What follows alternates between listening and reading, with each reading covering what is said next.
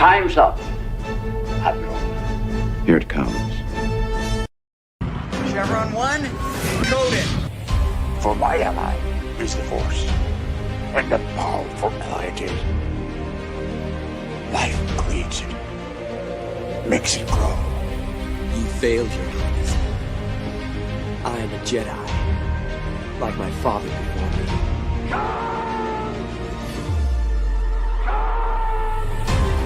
Cry hammer, and let's set the guns of war.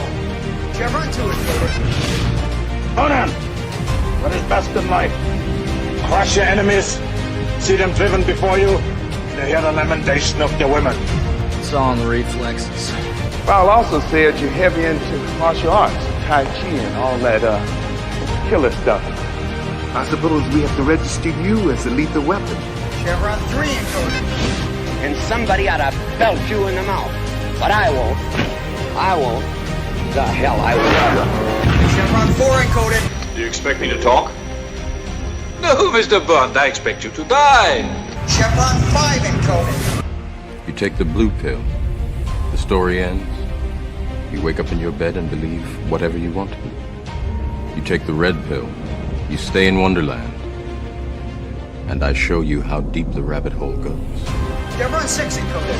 Not for while you can, monk boy. Great Scott. Back off, man. I'm a scientist. You shall not pass! I thought I'd die fighting side by side with an elf. What about side by side with a friend? A day may come when the courage of men fails, when we forsake our friends and break all bonds of fellowship. But it is not this day.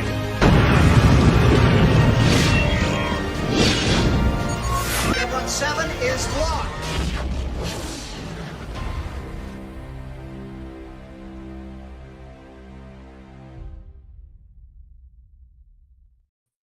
Hail and howdy, everybody. Welcome back to Saturday Night Drive-In, where I actually get through the intro without doing anything silly. Here we go. We are here to have a good time tonight. Hey, I stopped playing Stellaris to do this tonight. All right, so let's have a good show. All right, because I was perfectly happy in my own little empire-building world. So you've sacrificed so much. We must all be grateful to you. I haven't sacrificed anything yet because I'm still in the early stages. I restarted a whole new game, but I'm learning, remembering how to do things right. Jed, do you always know how to do things right? Oh, absolutely. All the time. I've never once been in a situation where I felt inexperienced or had to question my own talents or knowledge of the situation. I'm just that good at everything. It's almost like I'm a black lesbian in a modern Hollywood film. It's incredible. Yeah, wow. You don't look it. I mean, so I guess you're reverse ginger siding it by doing that? Yes, I don't know. Absolutely.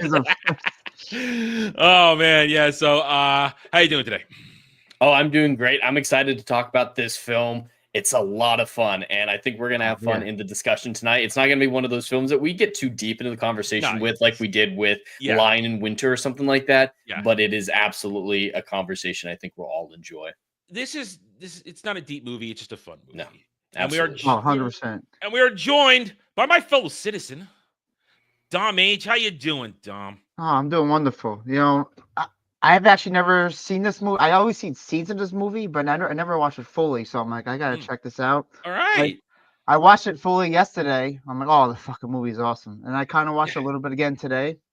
But yeah, it's just a fun movie with, you know, Harrison Ford, Tommy Lee Jones. Like, oh man, so we got a fresh take here. We got a fresh take. All right, I wasn't expecting that. All right, it's not me this time. I've seen the movie before.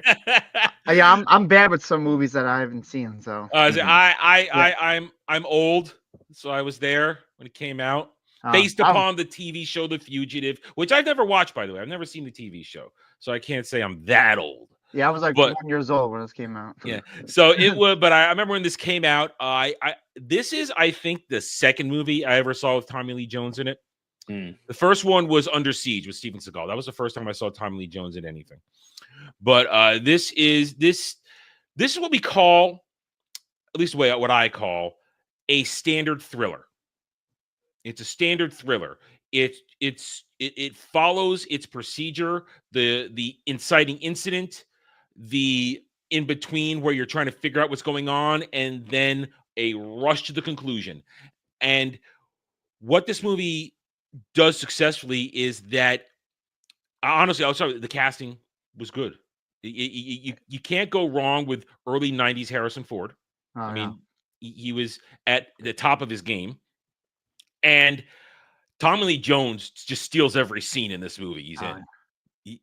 It's great. There's a reason he won Best Supporting Actor at the Oscars this year. I never realized that until researching for this show, but this film was nominated for several Oscars and won several. I don't know what its competition was like, but it doesn't seem likely. Like you were saying, this is just a straightforward thriller, accomplishing the basic steps that you'd expect of it and doing a phenomenal job at it, but not trying to be film or cinema or something beyond what it was. And so, the fact that it was at the Oscars is wild. When you look it up, I know it's 93. What month did this come out? Do you know? I'll have to look that up. Okay. Because depending on that, my next statement depends on what month it came out in. I'm assuming this August. is summer. August. Okay, so August. Summer. End of the summer. This is a standard. Hey, it's an end of summer blockbuster. Bring everybody in, have a good time, and like you just said, this movie knows exactly what it is because it was working from source material, so they had something to build on, a respected old TV show. But then let's just give it the modern twist. All right, so Jed, why don't you set it up for us? It's your week. All right, so The Fugitive follows a doctor played by Harrison Ford's Richard. I can't remember his last name now, but Richard Kimball, who he's very prominent in his field of cardiovascular. I don't know if it's cardiovascular. I just know he's a great surgeon. He's like some rich surgeon, dude. Yeah. And after a big fundraising event that he attended with his wife, he came home to find her murdered in his house and the man who committed the murder fleeing. He tries to apprehend the man, but decides to focus on saving his wife, which is actually something we see throughout the film, is if it comes down to accomplishing a greater good or his own escape or something like that, he will always sacrifice that to save a life or try to help someone in a dangerous situation. So we started off strong with him going straight to his wife as soon as the bad guys left. And of course, the cops assume it's him. Her blood's all over his clothes. His fingerprints are on the murder weapon. Everything just points to him being the killer. So he's arrested, spends a year going through the judicial process until the inciting incident when the prison transport he's in, the bus, is rolled over by some convicts trying to escape, and he's able to get out into the wild. And Tommy Lee Jones's U.S. Marshal character is sent to track him down, try to figure out where Harrison Ford's gone. Harrison Ford's just trying to figure out who killed his wife and prove his own innocence while staying a step ahead of Tommy Lee Jones. It's a simple premise. We've seen stuff like this before. But it's the execution that makes this work. Absolutely. And what I found interesting this, Dom, you've seen a lot of Harrison Ford movies, right? Yes. Yeah. You Star Wars, Indiana Jones. Yeah, a lot of stuff. How do you feel about his performance in this one, comparatively to the usual high action stuff? I thought he killed it in this movie. Just like you felt like he was always on the run, and like he always had a like there was no relax points for I felt for him. You're right. Yeah. He's constantly moving, and what I really feel great about seeing this is this is one of those movies that really shows Harrison Ford's range, because Dr. Richard Kimball is a very subdued character. He's not bombastic. He's not witty. He's not Han Solo clever. He's not Indiana Jones quirky. He's just subdued, or any other movie where he's just like a businessman or a detective. I mean, we did Blade Runner last year. He's not the sort of disenfranchised character he was in Blade Runner. I suddenly can't remember his name. I know people pointing bad. Decker, thank you. People saying bad nerd. Shame on you. But it's Harrison Ford. Jed, he really emotes. Most of his acting in this movie is emoting. Is that a fair thing to say? Oh, absolutely. There's subtlety to his performance. And I apparently am in the minority. I often feel like Harrison Ford phones in a lot of his performances, not just his modern ones. His modern ones, everyone agrees with that one. Oh, yeah. But even some of his older ones, I don't get a sense that he was trying or that there was depth to the character. But this performance, I can absolutely see it because Kimball's not a talkative character. He can't be, as he's trying to avoid attention being drawn to himself. But when he does speak, there's multiple layers to it. And just with such simple lines, the one I want to point to right now is after he's escaped, he's gone and he shaved his beard. He's in the hospital trying to escape. And the security guard mentions that they're looking for Dr. Kimball. And he just smiles and say, "Oh, yeah, I've seen the man you're describing every time I look in the mirror." And then he just walks away. Just the subtlety of that is really performed well. As sense of humor. And he throws in the line, except for the beard. Except for the beard. Except for the beard. He don't want to like. Sorry. No, go ahead, Dom. I feel like he could have like hide his identity more if he shaved his head, but maybe Harrison Ford didn't want to do that. Maybe. It might have helped a little bit. Yeah, but he's not. Yeah, Harrison Ford's not shaving his hair. Well, that's actually a real technique for staying out of sight, is to actually draw as much attention to yourself. There's the two types: try to have a little attention drawn to yourself as possible, or have the most drawn to yourself as possible. So if you're trying to hide somewhere, be the most bombastic character around, and they're just immediately dismiss you. And so by the fact that he drew the attention to himself, it's like, yeah, I kind of look like that. That put the security guard at ease. And like, yeah, if he were really the guy, he wouldn't draw my attention to his looks like that. So he just made him dismiss it. So his sense of humor was intelligent. And that's what I mean by his performance. There's so many layers to it. It's not just a throwaway line. It's not a Marvel quip. There's layers to it. But then right away, as you said, he does something that puts him in a little bit of trouble, where he sees the security guard, the prison guard that had been on the bus that he helped save. And he tells them he's wounded here because he pushed the oxygen over his face to keep him from talking, and he tells him where he's injured, and the guard recognized him. So because he went to help out for a second, Tom Lee Jones and his crew immediately are going to lock onto him, and we're off to the races again. But before we get deeper into that, I want to comment on how this movie spawned kind of a generation of certain memes.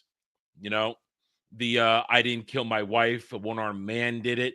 The famous line, "I don't care." And I'm going to hold this. Say I'm an idiot or not. That's where Harrison Ford gets "I don't care" from. I think that's where he gets it from. In the modern day, I don't care. Tom Lee Jones. I think it's true. He's definitely grown as an actual human into Tommy Lee Jones's character. Just doing his job, being good at it, but not really caring about what's going on around him. He's definitely become that person. So, you know what I just realized? I forgot to tweet this out. Oh, that's hilarious! I totally forgot to do it. How dare you? God damn. All the people you mess with on Twitter. I know the 5 people that look at my posts. I see your posts. I was waiting for your notification. I was like, oh. Yeah, so I was playing Stellaris and I forgot. I told myself, remember at 5 o'clock to do it. And what I do at 5 o'clock, I got up and I reloaded the dishwasher, and then I came back and played Stellaris. Well done. One thing I want to say about the whole they made the Chicago PD is like kind of scummy in here. Like they go after him. Yeah. That one cop, he's like, they're so convinced he's the killer. Like, and one of their motives is like, so your wife made a lot of money, right? She comes from a rich family. Even though he's a fucking doctor who does surgery, like they make a lot of money. Like, I don't think he needs his wife's money. And it's not like his wife is keeping the money from him or anything. He has access to whatever it is. Yeah, and that's I want to go to our next, because this is stereotypical representation of bad cops. They don't do their job. They don't follow any leads. They're locked. They zero in on him, and they do nothing else.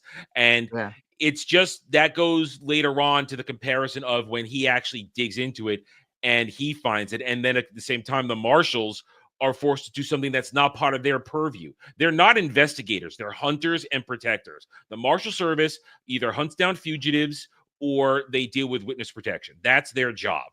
Their job is not to solve a crime. But because Richard Kimball is throwing all these clues out and he's behaving so weirdly, it forces What is Tommy Lee Jones' character's name? I suddenly forgot. That's what Gerald. I think Gerald. Gerald. I just had a line in my head that's frick, I just forgot it. Damn it. I think it's Gerald or something like that. Gerald. Gerard. Yeah. Gerard. Deputy Gerard. Gerard. Yeah. Oh, my bad. I knew it was something like that. The big dog. The big dog.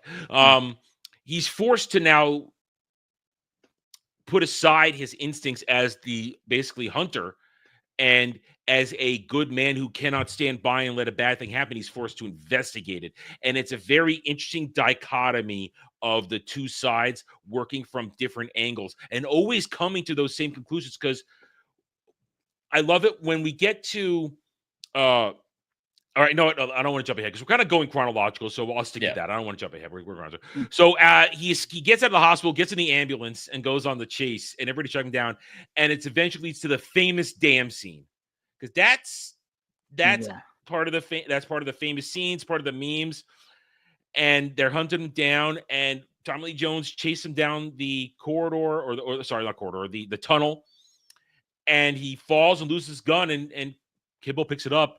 I didn't kill my wife. I don't care. It's not my job to care. I'm just supposed to get you back in jail. That, I think, is obviously one of the most iconic lines from the film, but it really speaks to Tommy Lee Jones's character, because starting off with, he wasn't that good man trying to stop a bad thing from happening to a good man. Yeah. He was investigating initially because it was the best way to predict Harrison Ford's next moves. If he was able to solve the crime along with him, he could figure out where he'd go for the next clue and whatnot. And that's what he was doing. He was just doing his job. It didn't make a difference to him. And that's complicated. He is a complicated character. He's not one of the cops like just looking for Occam's razor at every single opportunity to make their lives easier.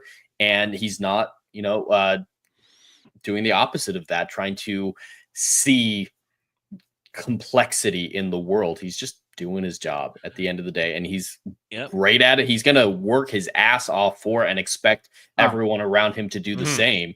But he's a deep character in the fact that he doesn't look for depth, if that makes any sense. It makes sense. Yeah, that makes sense. The less complicated he is, the more complicated his character becomes. Exactly.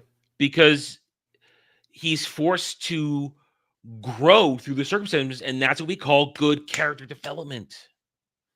Because and one of my favorite personality traits of his character is the bigfooting he does for the local Leos. It's like, yeah, I'm gonna Bigfoot in here. You all suck at your jobs, and I'm gonna tell you what to do. I'm gonna rub your nose in it when I bust you doing shit. And of course, we just skipped over it. I have to go back to it.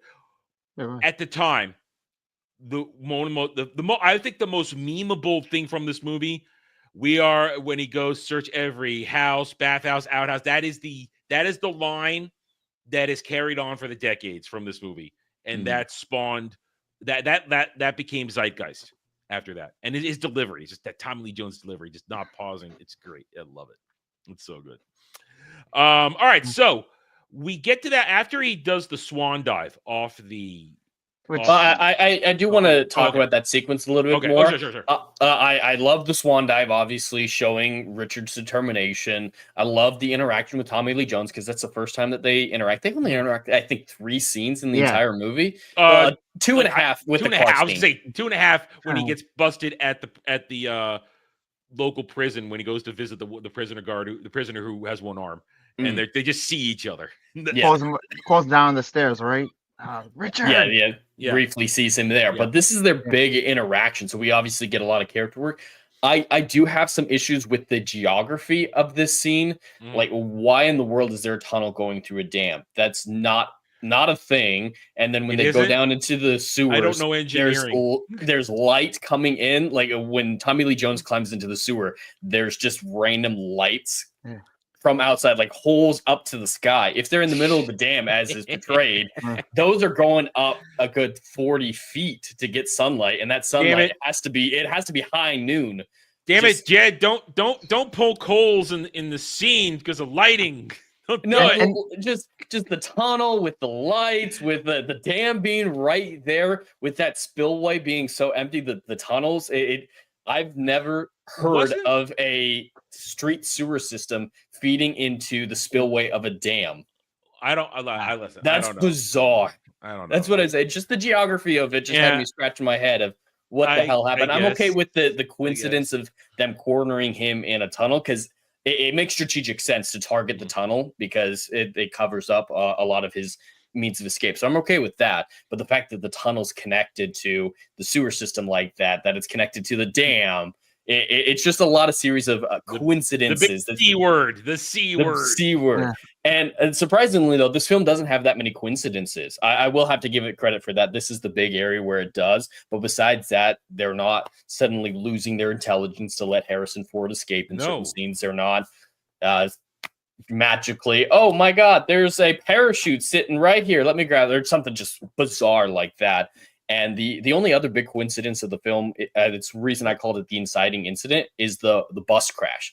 I'm okay with coincidences for inciting incidences. They're the whole reason the story happened. So that can be as big of a coincidence as you want. And that's why I call that the inciting incident rather than the murder, because we're following him because he went through that inciting incident and survived. Well, I got another one with one coincidence. I can never say that word. The one when he goes into the house, he rent their apartment from those people, and the guy gets busted for the drug deal. Because he's a drug dealer. Is that a little bit of a coincidence? Him getting busted, maybe, but at that point, the media had already been involved in the manhunt, so the likelihood of someone seeing him is high enough that I would still classify it as a coincidence, yes, but a low-level one because of how involved the media had recently gotten at that point. So somebody was going to see him in Chicago. And going back to the damn thing, there's like to the obvious, like no way he survives. All right. How he rolls, it looks like he hits his head first. I know. Movie magic. Suspension of disbelief. He's our hero. Well, that's kind of the thing, and I would say that's actually a trait of Richard Kimball. He survives impossible moments because there's a line at the end during the climax when they're all chasing each other inside the hotel, and he after he's clashing with his former friend, who's the actual villain, whose name I also can't remember all of a sudden. He falls through a thing, he lands on top of the elevator, and as they're about to get him, the elevator starts to go down, and Joe Palomino, I can't ever say his last name. His name's Cosmo in the movie. Cosmo, thank you, Cosmo. Yes. Cosmo goes, "What's with this guy?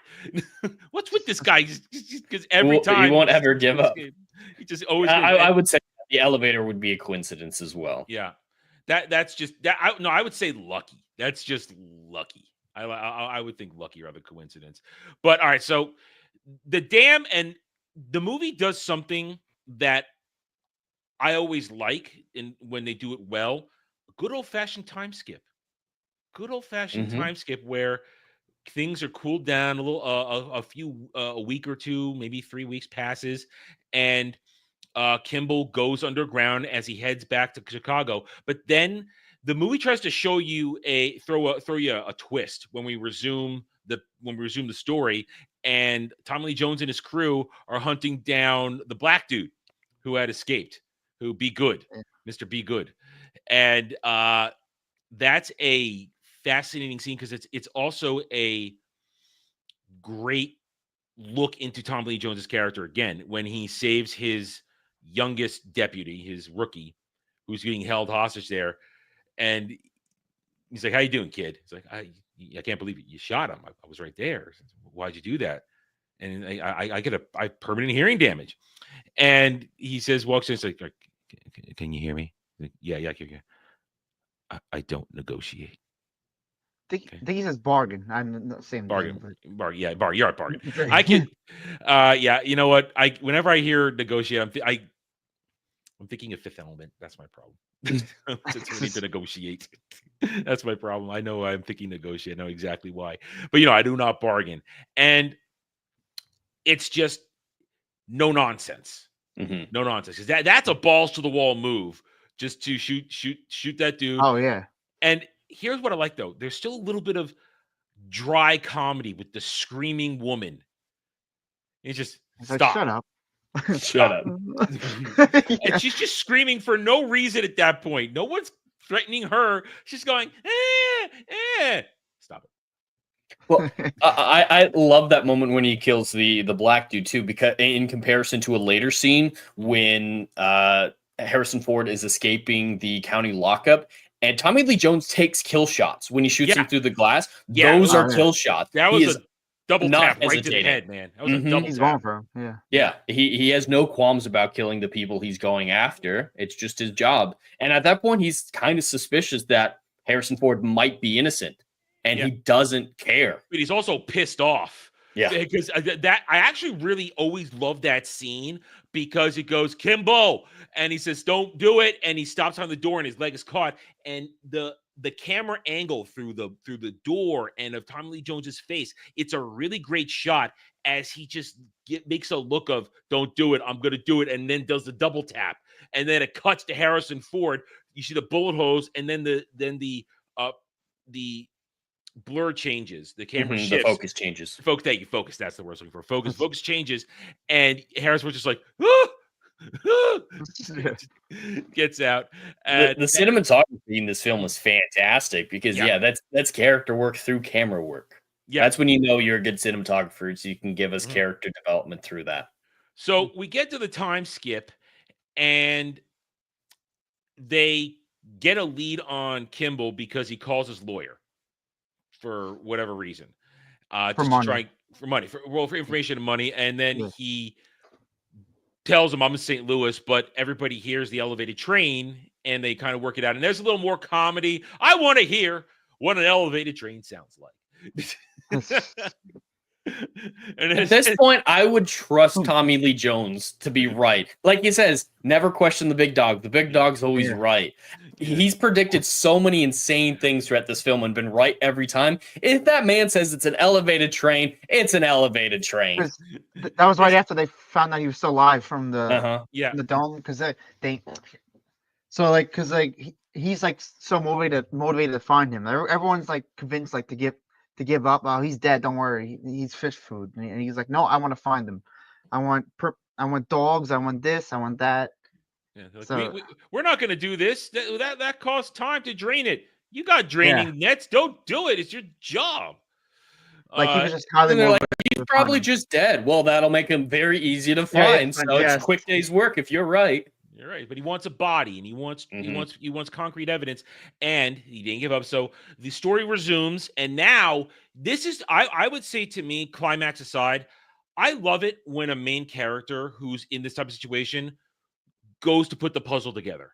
I find it fascinating, and like you said before, Richard Kimball doesn't say a lot. The most he'll say is in the confrontation in the hotel event later on for the insurance company, Procter Gamble. And now it's just a lot of Kimball going about infiltrating things to try and find the perpetrator, to find the one-armed man, because that is the key. The one-armed man is the key. But here's what's fascinating to me. What's the name of the I'm gonna look it up. What's the name of the main villain, the mastermind of the whole thing? Well, Sykes is his sidekick, and played by the fantastic Andre Kastoulis, Jakar from Babylon 5. Should know that. I'm bad at remembering names. R.I.P. Andre Kastoulis. Dr. Charles Nichols. Nichols. So he goes after. I think it's a fascinating move for the story to have Nichols be so cooperative with him, and also not in no way, shape, or form helping the marshals. Because whenever Tommy Lee Jones is circled around, I mean, he tells them the truth, but then he doesn't try to throw more suspicion onto Kimball. I find that fascinating. Well, it is a very logical move, just like Harrison Ford pointing to the fact that he has similar features to the Fugitive, which he obviously does. It's the same type of tactic, is making it so obvious that no one even thinks about it. And it goes against his interest, so people don't assume, hey, he's helping this guy. He probably killed his wife. No one's going to think that. So it's the most obvious way, the most logical way to avoid suspicion. Because he tells the cops, he's a really smart man. He wouldn't do that. and he tells him he's innocent. He tells the cops he's innocent. And Yeah, stuff. that's the funny thing. He Yeah, says he's innocent because he he's knows he's innocent, innocent yeah. because he did it. And here's the Yeah. thing: the evidence that Nichols is the mastermind is presented right at the beginning of the movie when you see him give Kimball his car keys back. And right there, because then early on you hear them say, you made a call from your wife's car during the incident. Yeah, he was on his way to surgery. So it's a fascinating moment right there where the movie shows you right then. And if you are paying attention, it's right there. But it's all these missed because we're caught up in everything else, and it's that little bit of thing. But the movie just shows it to you right there, and that's good filmmaking. I like that because it just says, "Are you paying attention?" You're probably trust not. the audience. Yeah, or you're probably not. And but Nichols as the mystery antagonist, the mastermind, because at this point, you don't know that there's a whole scheme going on with Procter Gamble and the falsifying of the records of the thing of the liver damage, because that's the thing. That's why I think that Kimball is an all around surgeon, more than just cardiologist. Because when they brought him in to do the surgery, we get the flashback when he's putting the piece together. They're talking about liver damage. It's like, oh, he's bleeding all over the place here. So he's vascular. Vascular. Okay, that's it. Vascular surgeon. Okay, vascular surgeon. Okay, yes, that's why he can operate in any part of the body because the veins are everywhere. Veins are everywhere. So that delicate touch, that genius, that little bit. Anyway, wait, I have a question. Going back to that surgery. That wasn't part of the plan. That was just like, when he gets called in for the surgery, when he's driving back with his that probably wife. saved his life. Yeah, that phone call. That wasn't. He planned, was supposed right? to be there. Yeah, because he was the target, not Helen. He was the Yeah. target. If he had been there, both of them probably would have died. Sykes probably would have killed them both. But him not being there just created a secondary. Let me first switch on. It created a. Actually, you know what? Him not being there ruins everything for Nichols' plan. Because if it had just been a break-in and a murder, no one digs any deeper. But because there's a murder and they can try and now pin it on him, it becomes convoluted and it's a loose end that unless he's in prison will never be tied up. And that's the whole problem. He goes in, he starts pulling on that thread, and the whole mystery of first looking for the one-armed man. It's fascinating. And infiltrating the hospital where he interacts with Julianne Moore, doctor, and she's the worst character in the movie. Just as the side, I've never liked a single Julianne Moore character. It's not her fault necessarily. Like, her acting's fine, but she's always just so awful as a human being. The Lost World, everyone dies in Jurassic Park: The Lost World because of her. Every single one. I will not hear any different. And here, she sees this man save a boy's life and thinks, I'm going to get this ass arrested. Yeah. Oh, that bitch. Yeah. Oh, yeah. She was annoying. Yeah. Julianne Moore's character is just a convenience. She has no real role other than to provide information to Tommy Lee Jones.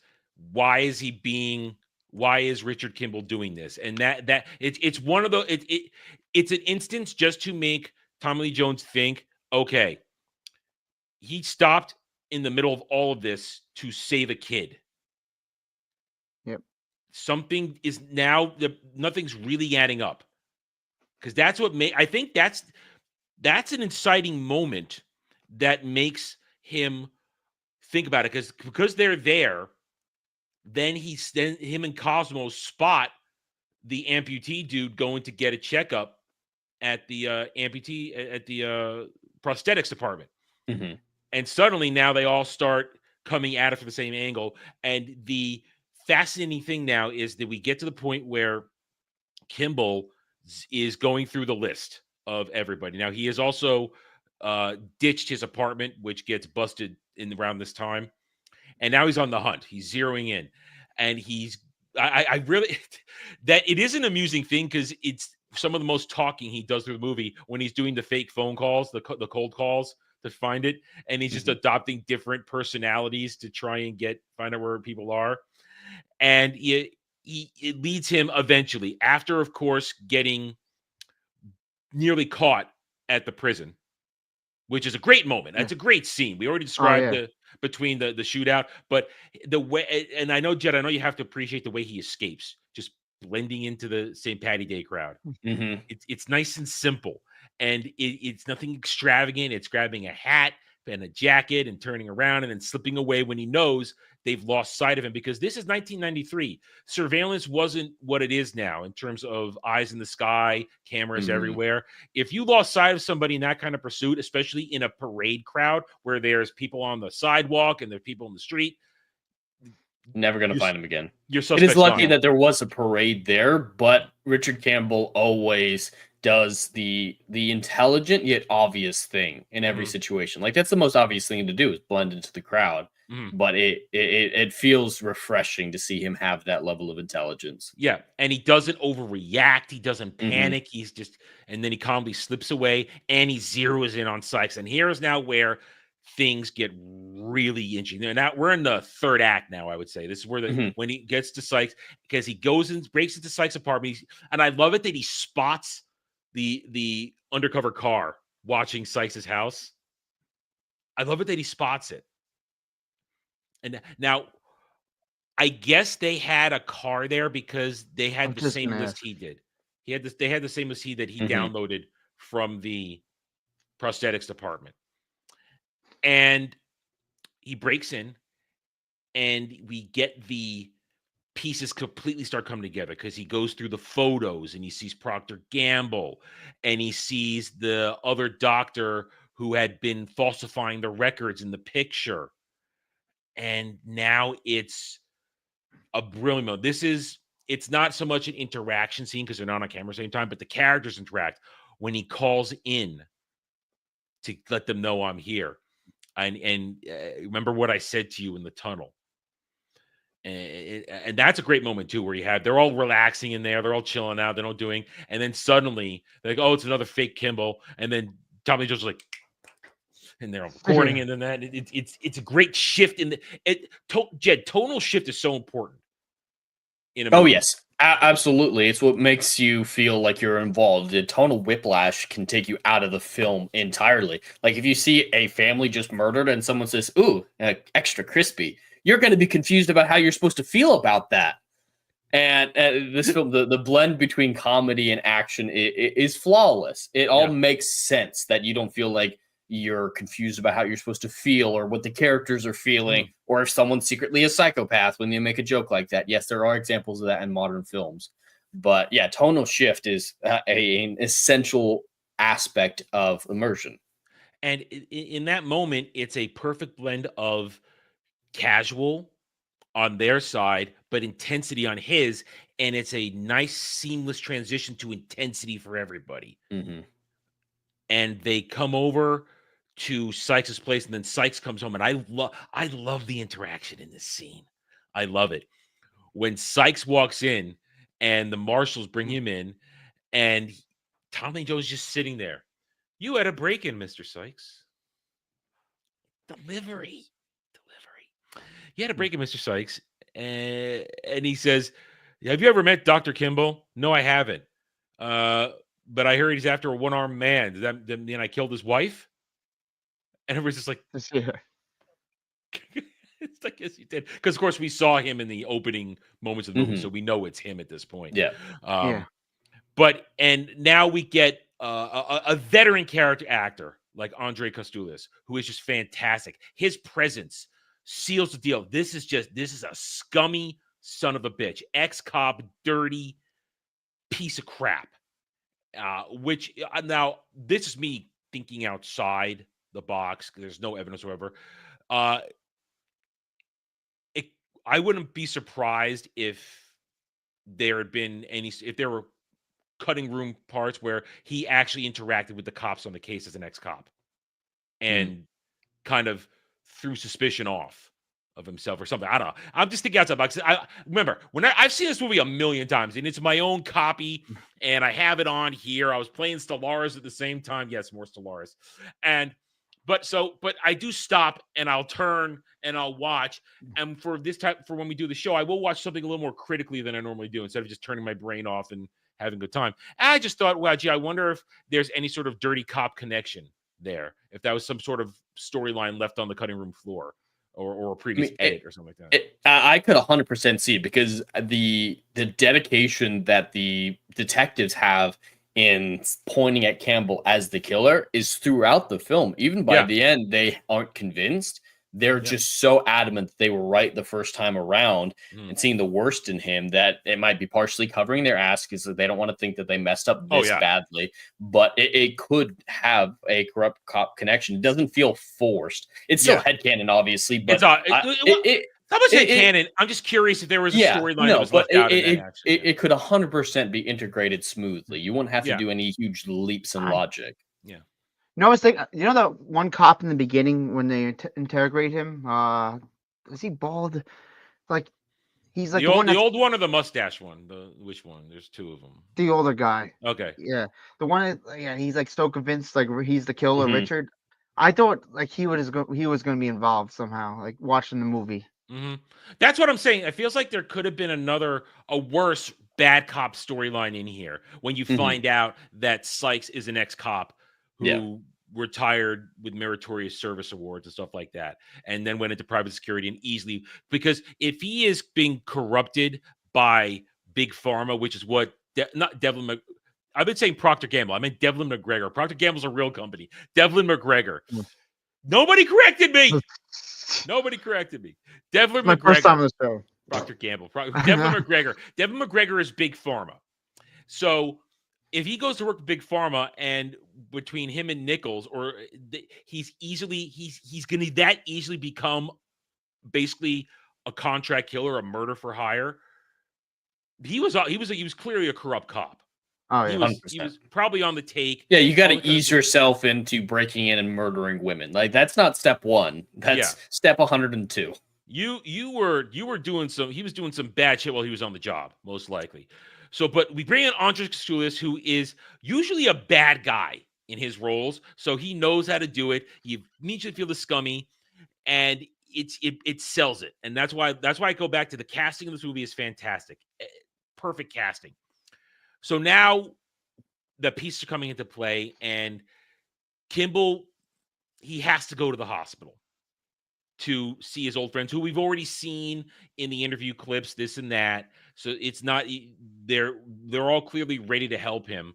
And the one doctor. Can I mention a little bit before we move on? Sure. Just with the sequence inside of Sykes' house is, you mentioned earlier that this film does really good work with its time jumps. The big time jump that we didn't mention at the beginning of the film, there was a year from the murder of his wife to his escape. That is a long time. And we get a little bit of information that ties into the plot, because when he was figuring out the doctors involved with Sykes, the other one is dead. They murdered the other him too. one's dead. Yeah. And I just appreciate when a film takes in the logical scenarios, as in, it's not quick to go through the judicial process. That is not an overnight thing. It's not like he escaped the week after the murder. That type of stuff takes a long time, months and months or years in this case, that I have to give it props for realizing, hey, this is going to take a while, and embracing that fact rather than just ignoring it and for the sake of plot trying to keep the momentum going. Yeah, it's such a little thing, but it adds so much depth to this world, and I want to call it world building, but it makes it feel real. It makes it immersive. 100% lived in. Yeah. And people can die. Everything's not going to work out 100% correctly for Richard Campbell. Yeah.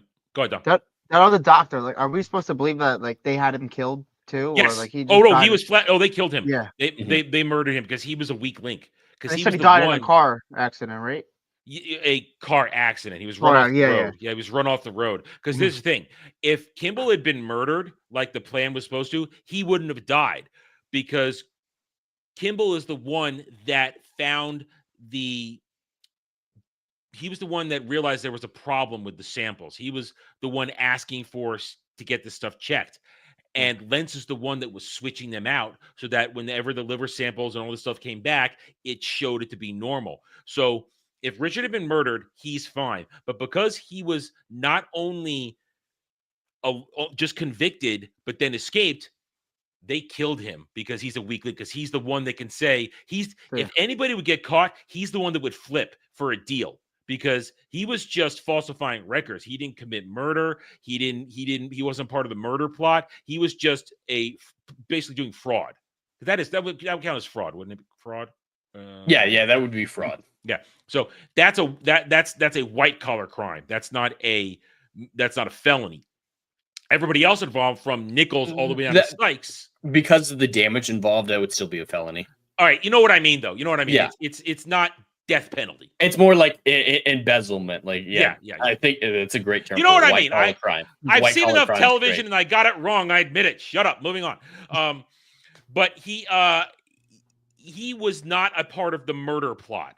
Therefore, his sentencing would be just life in prison or all that kind of stuff. He would make a deal because there's a deal to be made. Everybody else, from Nichols down to Sykes, they're all a part of a murder plot. So of course they killed him because he would have flipped instantly, because he was a little weasel. You could tell him two moments you see him in the movie, he's like, hi, how you doing? He's a weasel. He would have been flipped easily. So of course he got killed. Yeah, he's totally murdered to cover it up. But now they got because they weren't good enough to get all the samples, Kim will go see the lady doctor, and they check it, and they say, okay, this is wrong. And then he puts it all together. But then when she's talking to him, he says, yeah, it had to be Lentz. He says, wait a minute, no, could have been him. He died at this point, and the samples were still being switched. And then Richard puts it together. All together that it was Nichols all along. It was Nichols because he's working for Devlin McGregor. But we get now we're in the high octane thing. Now, unfortunately, the janitor or the file clerk, not janitor, he's the file guy. He's a silly old man. He doesn't answer the question right, and Ponytail busts him on it. But we get to a great part. And here's a little fun pop culture fact. Now, the train fight with Sykes, that's great because that's just a raw stumbling around, not trained dudes. Well, Sykes would be trained, but he's got one arm, so clearly whatever training he has isn't effective anymore. Yeah. But it's ruffled him around, and of course they kill the subway cop. Now, have you guys watched the show Scrubs before? No, I haven't. That is the janitor from Scrubs. And several years in, they did an episode where the main character, JD, was watching The Fugitive, and he sees the janitor in the movie, and he goes, were you in The Fugitive? He's like, no, what are you talking about? And the whole episode, and the janitor and him, janitor hates him. He's his arch nemesis throughout the entire series. But the whole episode, he's trying to get him to admit he was in the movie. But at the very end, the janitor decides to just give him a win, and he goes, Kimball, freeze! So it's a funny little pop culture thing where they kind of did a little meta for it. That even though he's not an actor, but he was the actor in the movie, it was fun, and I always appreciate that. So it's a nice little thing. It's a little pop culture trivia for you there with Scrubs and The Fugitive and everybody involved. Yeah, so that's a great thing, and that's the thing we were talking about before, where you said that the Chicago PD think he's a cop killer now. Earlier we said that's going to make them double down even harder. They think he's a cop killer. They're going to kill him on sight. But Richard's so determined, he doesn't give a shit at this point. He goes right to that little party they're throwing at the hotel. And I would say this is Harrison Ford's best scene in the movie. When he walks in and gives the speech. It's the most he says at one point either, too, in a movie. It's the most he says in a single scene as Richard Kimball. And I really love the contrast because when he comes in, before he even says anything, Nichols sees him. He keeps trying to sing, and then he fumbles his words and says, murder. Oh, I just said that. and then the confrontation happens, and it chases. All right, so it's been a I wouldn't say slow burn, but it's been a proper thriller buildup at this point. How do you guys feel about the whole execution of everybody coming together in the hotel from the different angles and everything in this climactic moment? How do we feel about this?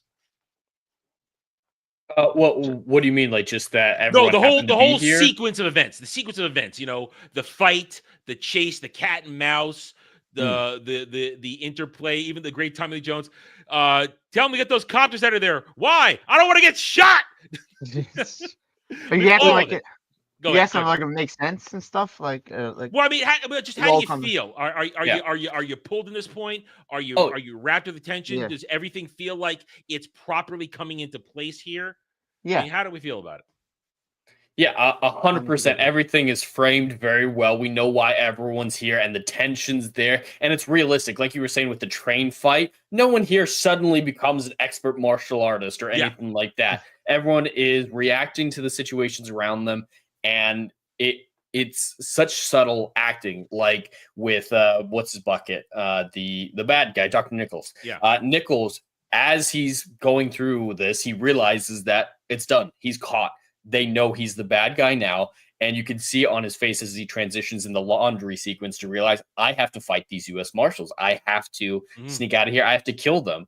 It's beyond trying to put the blame on Harrison Ford. It's beyond that. There's no more pretending he's not who he is. And just the performance of his, I think it really sells it for me, the stakes. And it's nice to have a villain and hero interaction where one's not logically way stronger than the other, and it's kind of unfounded. A sloppy old man fight. It's a sloppy old man fight. What do you guys think of like the sound effects or like the punches and stuff like that? It's like, pow.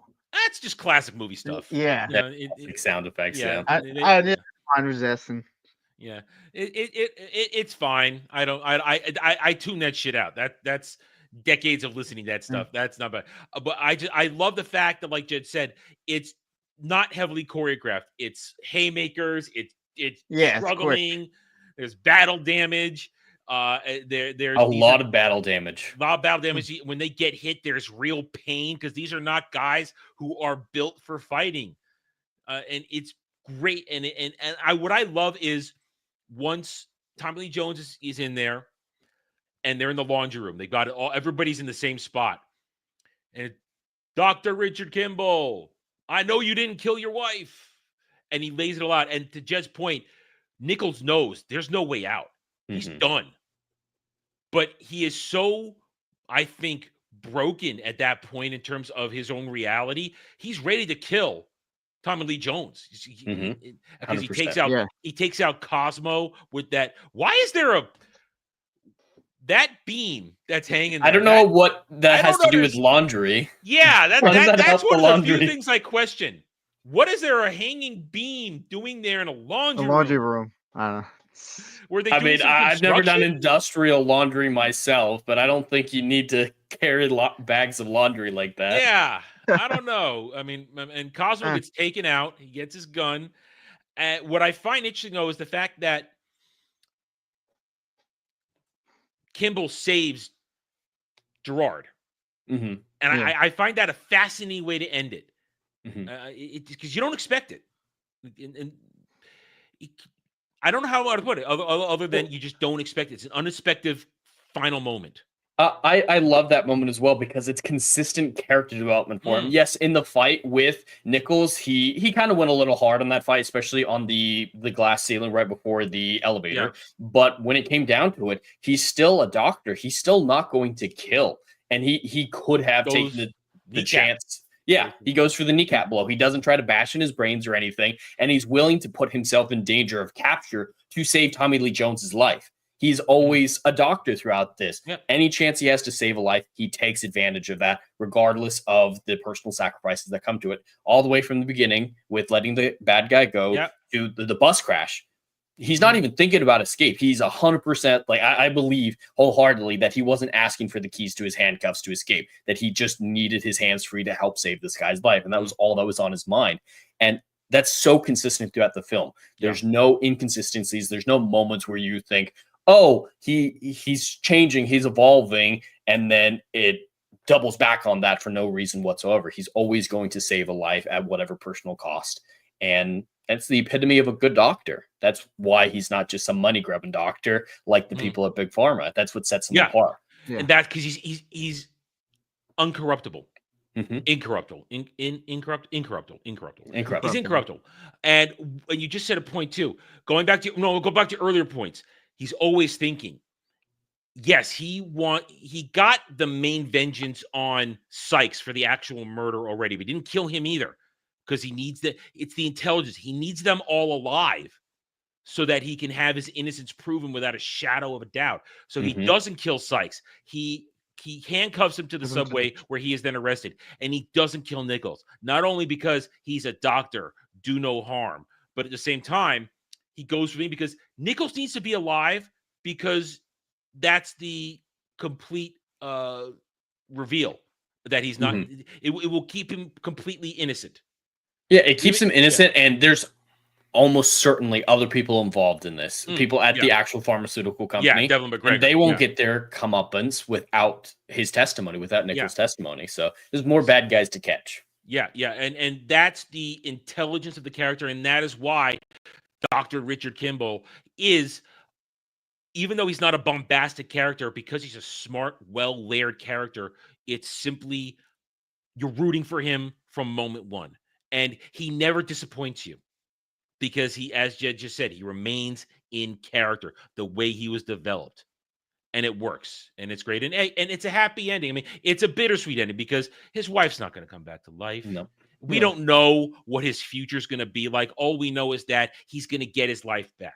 He proves his innocence. Yeah. He's going to go back to work. Oh, likely. But I mean, it's you don't need a sequel, The Fugitive 2, Richard Kimball's Revenge, or something. At least about Richard Kimball. Tommy Lee Jones makes. Well, there was a sequel, U.S. Marshals, with Robert Downey Jr. and Wesley Snipes, where I kind of don't like to think of that movie because I didn't like it very much. I saw it once. I saw it so long ago. I don't remember if it was good or not. I never seen it. You guys should see it. I didn't like it. You could watch it and make your own opinion. I didn't. The one time I watched it, I didn't like it.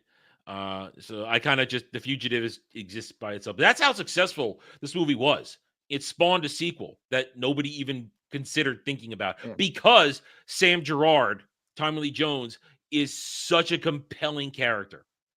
I mean, even in the final moments of the movie, like Jed said earlier, he needs a break. I need a rest. Yes. I'm glad it's over. I need a rest. And then in the car, it's where they're talking, I thought you didn't care. I don't. Don't tell anyone. It all comes together. But overall, as Jed said earlier, this is what you call a simple, well-crafted movie that knows it's a thriller. We're going to put some fantastic actors in this. They're going to zero in on their roles, and they're going to have fun doing it, and you can feel it, and you're going to just love it, enjoy it. And it's a natural progression. Good guy wins. There's nothing wrong with that. And no sympathetic villains. No, but let's give them a chance of redemption. No, these are bad people, did bad things, and they got what they deserved. They got caught, and our hero perseveres. They don't make movies. They don't make movies like this nowadays. They can't. They really can't. Not with Big Pharma as the villain. No. Oh yeah. And they can't because of their DEI rules, the checklist, this and that, and villains have. It to wouldn't qualify for the Oscars anymore, as we found out. Oh yeah. And villains have to be sympathetic. They can't have real bad guys. So it's all bullshit. They can't have it anymore. But you know what? Tommy Lee Jones would have been the real villain because he was the cop. White man cop, white boy cop. Yeah. Oh, he was the one pulling the strings all the time somehow. Or they would have taken the I don't care too seriously and thought, well, he would kill everyone and not care. Something like that. Either way, great movie. I'm glad we watched it. I had fun. Oh, I'm glad. Yeah, I'm glad I watched it too. All right. I have one question. Do you sure, think what if they switch roles? Could you see Harrison Ford as the marshal and Tommy Lee Jones as the guy trying to prove his innocence? Could you see it? Now, Harrison Ford has done cop roles before, and it's usually later in his career. Well, Witness, he was a cop in Witness, but that's a whole different. That's another type of thriller genre. It's a different type of thriller thing. I think it would have been all right, but it's far superior this way around. Yeah. Because Tom Lee listen, Harrison Ford can do charming, witty. He can't do sarcastic, witty. Tom Lee Jones specializes in sarcastic, dry wit. That's one of his things. Straight man replies, doesn't try to crack the joke, gives you that deadpan response. Has the big dog presence. That's the thing. Oh, Well, Yeah, so- and we've seen Harrison Ford struggling with some of the lines in behind the scenes of the first Star Wars film. There's no way he'd be able to get through the doghouse line. Yeah. So yeah, I mean, listen, Harrison Ford, fantastic actor,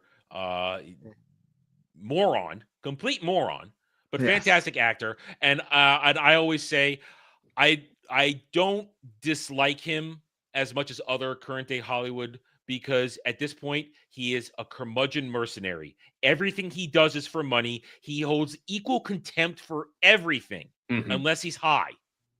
And he doesn't pretend to be anything else. Yeah, it's not like he denies being a curmudgeon. He's like, Yeah. I really just don't care. It was a I nice don't paycheck. care. I don't care. I don't know. Whatever. I mean, he's a mercenary, and I appreciate it. I don't want to bring it into it, but he got involved in the U.S. politics at the end of this. He was paid to do it with a giant dump truck of money. He doesn't give a shit. He doesn't care, and that's why I am okay with everything he does, because it's equal to. And I can even forgive him for the fact that he wanted to kill off Han Solo. I can forgive him for that, and that's the only reason he went and did Force Awakens, because he finally got to die. That character. There's like some guys, like, you can put their politics aside and like, oh, they're just a great actor. Like, I can't say the same for Mark Hamill. I fucking No, listen, off. I can still watch the original trilogy and be fine. I can. Yeah. But I don't watch him in anything else. Or when I'm watching, Batman animated series, I can separate that. But that's so long ago that I can have a dividing line in time and not think about him in the here and now and then. That's how I rationalize and do my mental gymnastics. Anyway, but all right, we are finished. Dom, you're the guest this week. Go ahead and score it out of 10 first. Out of 10, okay. Yeah. I would give it. Like I said, I really enjoyed this movie. Like, if you always felt like you were on the edge of your seat, like, just like they don't make movies like this anymore. Like, it just sucks. Like, in two great actors, I would go 8.5. 8.5. Okay, 8.5 out of 10. Jed, it's your week. You get to go next.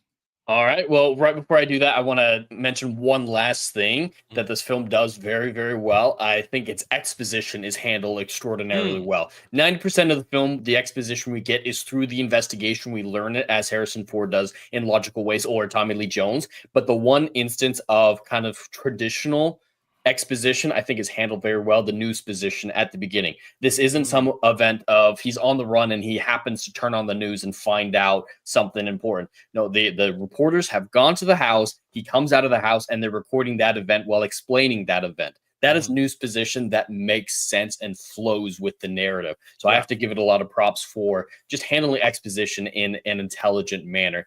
This film overall, though, it accomplishes what it sets out to do extraordinarily well with a fantastic cast and an overall solid script. There are the coincidences. There are the lucky aspects. I still struggle to justify why on earth would you send a one-armed man to murder someone. Like, just strategically, I would have made that decision. And a couple other little things like that, like the dam, the logistics. He's the only scum they knew. He's the only scum they knew.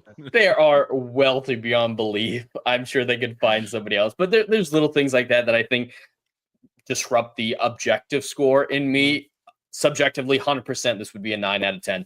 But objectively, I think there are issues with the film that could be improved. Maybe more time spent on, like we said, the cop storyline. Not an important one, but I think you could flesh out the depth.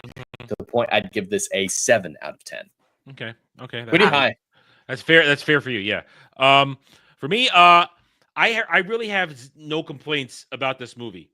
I mean, it flows well. The shot well. Acting is phenomenal. It's a fun ride. I'm never disappointed whenever I watch it. I give it a 9 out of 10. I'm always happy. Hey, it's a reason it's on my shelf. It's a reason I have a physical copy. I love this movie. And with that said, we come. Did you get the 30th anniversary one? The 4K? No. Mine's a simple $10 Blu-ray. That's a simple $10 Blu-ray. All right, so it's my choice next week. But before I do that, I want to remind you, if you're watching this live in the here and now, January 2025, pin comment in my chat, or Legatus can share it across both chats. Go to my community tab. It is Chat Choice Month. You guys get to choose once a quarter. You guys get to submit your chance to make us watch something. Dom has done it. You can do it too. It's not hard. You go to the community tab. It's the best place to do it because I can find everything. It's all centralized there. And just say movie title. The rules are there in the post. You can see what they are. And just suggest it. We've got a bunch of suggestions now. In about another 2-3 weeks, we will hand them over to a third party who has not submitted a vote. So it's been a suggestion, and they will choose the top choose five, and then I'll put it up for a vote for a week, and you guys get to choose which one Jed and I want. So go participate. We give you guys a chance. Other than that, next week it's my choice. Jed, have you ever seen the movie Dark City? I have not. Ooh. I don't think I've seen that. Oh, you ready for a little mind effery, dark science fiction? Let's do it. Kiefer Sutherland, Jennifer Connelly's in it. Ooh. I forget the name of the main dude, the main character, the main protagonist, but you'll recognize him when you see him. Good, solid. It's a cult classic at this point. It's not anything major. It's a cult thing. Dark sci-fi fans really love this movie. It messes with your head a little bit, makes you ask questions, doesn't give you a lot of answers at the very end. So there'll be a lot of wondering this now. So next week we're watching Dark City. When did it come out in? What year? 90s. 98. 98, yeah. So join us for that one. Should be a good one. I know we're going to have some interesting conversation. I wanted an interesting conversation one. It was my turn to throw one of those out there. So we're definitely going to have an interesting conversation surrounding Dark City. Either way, though, thank you to Dom for joining us today. We hope you Thank you for having me. time. Oh, no problem. Oh, yeah. No problem. There's a lot of, yeah.